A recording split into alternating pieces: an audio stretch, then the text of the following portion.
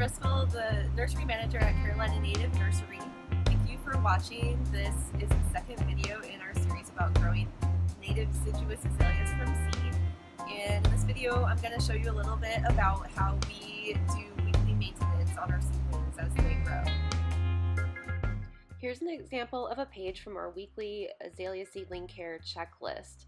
The dates listed here are not that important, but what is important is using a proper rotation of products to avoid any resistance developing in insects or disease organisms.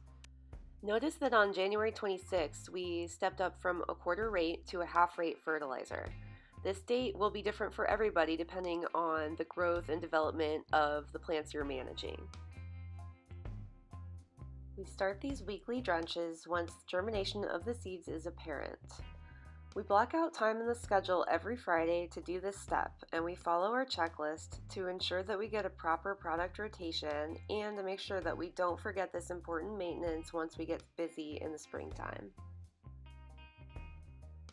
The drench always includes a water-soluble fertilizer.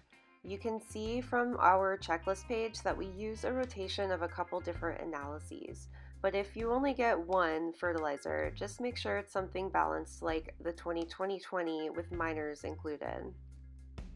We start off the tiny seedlings at a quarter of the rate listed on the fertilizer label. Once they form one true leaf, then we'll step them up to a half of the rate, and at the point they have 4 true leaves, we'll step them up again to the full rate of the fertilizer. And whenever you're tank mixing products, just remember to always do your research.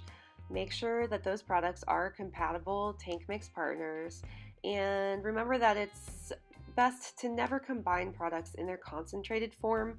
In other words, just add them individually into your water that you're mixing into.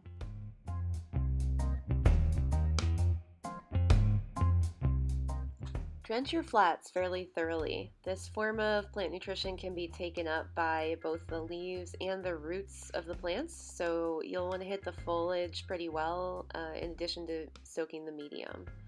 Your flats may or may not need additional water throughout the week, just depending on your local conditions.